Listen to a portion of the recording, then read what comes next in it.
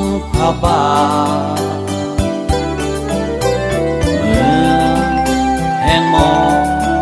รดกเจ้าได้กำเนิดองค์สายแดงเสื้อกษัตริย์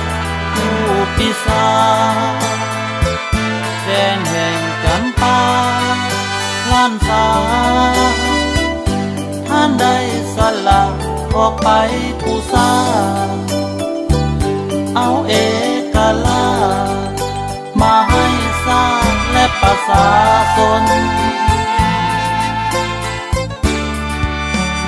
หอ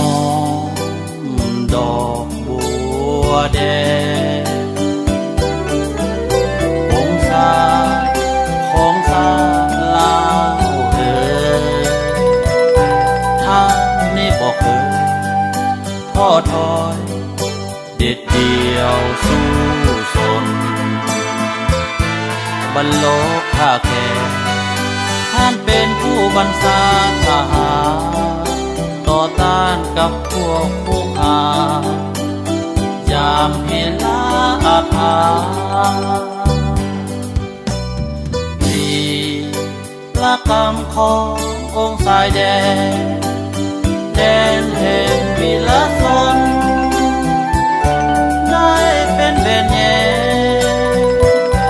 ให้อนุสรณ์คนรุ่นหลังเป็นพลังอันยิ่งใหญ่เพื่อสร้างชาติให้สีวิไลพร้อมก้าวเดินไปสู่สังคมนิยม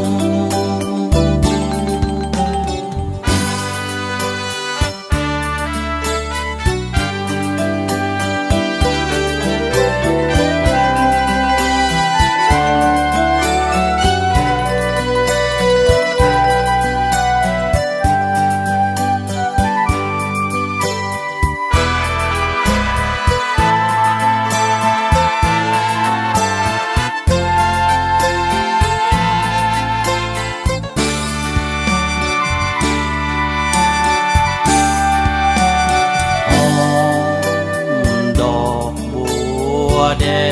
งองศาของสาลาวท่านนี่บอกเคยท้อถอยเด็ดเดียวสู้สนบรรโลกข้าแก่ท่านเป็นผู้บัญชาทหาร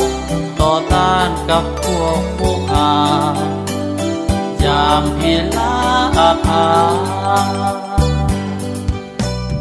วีรกรรมขององค์สายแดงแดนแห่งวีรชนได้เป็นแบนแยให้อนุสรณ์คนรุ่นหลังเป็นพลังอันยิ่งใหญ่เพื่อสร้างชาติให้สีวิไลพร้อมก้าวเดินไป